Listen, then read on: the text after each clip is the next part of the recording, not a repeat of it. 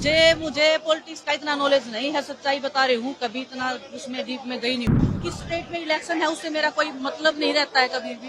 मुझे नहीं पता पॉलिटिक्स का। मेरा देश का नुकसान हो रहा है, मेरे देश के जो किसान है वो परेशान है, उनकी समस्याओं का हल होना चाहिए। 200 दिन हो गए हैं अभी भी बैठे हैं, लेकिन हौसला देख के मुझे ऐसे लग रहा है कि हौसला जू का तू है। दुख होता है देख के, सभी देश के नागरिक है और किसान ही है जो देश को चलाता है ना। इनके बिना तो कुछ भी नहीं है। हम खिलाड़ी भी नहीं है, अगर ये हमें खाना ना दे तो हम भी नहीं कम्पीट कर पाते हैं।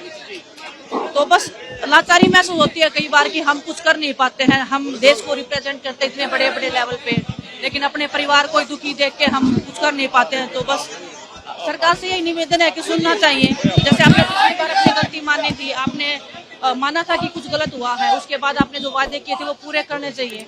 और ऐसे मतलब हमारा देश ऐसे उन्नति नहीं करेगा अगर हमारे अपने लोग ऐसे सड़कों पे बैठे रहेंगे, तो देश को भी नुकसान होता है इस चीज से। आपको लगता है कि 200 दिन कैसे पूरे हो गए, लगातार किसान मांग कर रहे हैं अपनी मांगों की बात करने के लिए, अभी तक इनकी मांगों को सुना भी नहीं गया, गौर भी नहीं किया। वही बहुत दुख की बात है, वही बहुत दुख की बात है कि 200 दिन हो गए हैं अभी भी बैठे हैं, लेकिन हौसला देख के मुझे ऐसे लग रहा है कि हौसला जू का तू है ना।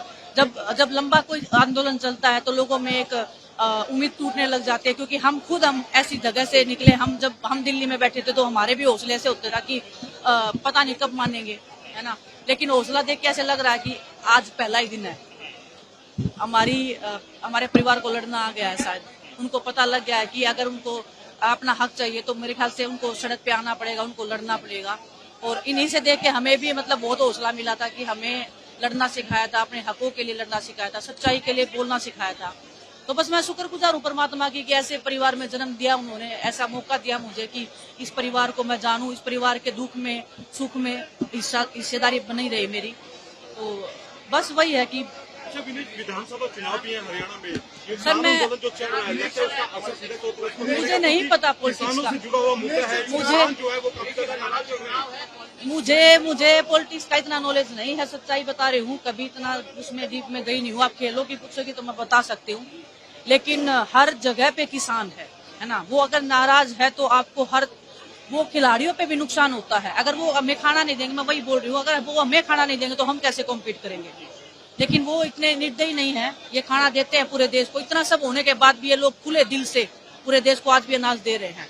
ये चाहे तो सब कुछ बंद कर सकते हैं देश का, लेकिन बड़ा दिल है इनका बहुत ज्यादा, और सरकार को भी बड़ा दिल दिखाना चाहिए इस मामले में।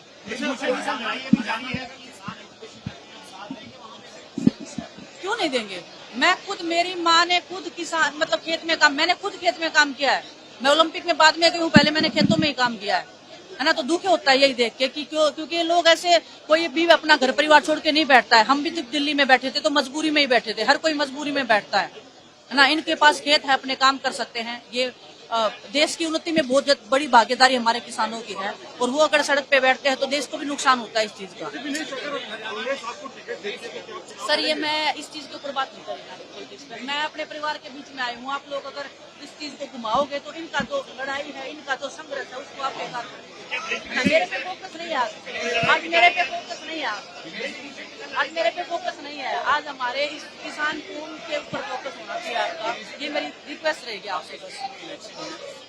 मैं पूरे देश की हूँ सर, मैं पूरे देश की हूँ, मैं खिलाड़ी हूँ, मैं एक भारत देश की नागरिक हूँ। किस स्टेट में इलेक्शन है उससे मेरा कोई मतलब नहीं रहता है कभी भी। मेरे को बस एक ही पता है कि मेरा देश का नुकसान हो रहा है, मेरे देश के जो किसान है वो परेशान है, उनकी समस्याओं का हल होना चाहिए, और सरकार की फर्स्ट प्रायोरिटी ये होनी चाहिए कि इनका हल होना चाहिए। आरोप लगाए गए केंद्र सरकार के। सर मैं आपको यही बोल रही हूँ। आज अगर आप हमारे इस किसान कौम का अगर संघर्ष अगर आप दिखा सकते हो तो उसके ऊपर ज्यादा फोकस होना चाहिए। मैं अपने पे नहीं लेके जाना चाहती, मेरा जिस दिन बात होगा मैं आपको बुलाऊंगी, बात करूंगी, लेकिन ये आप उस चीज को अगर दूसरी तरीके में हम लेके जाएंगे तो इनका संघर्ष बेकार हो जाएगा, है ना।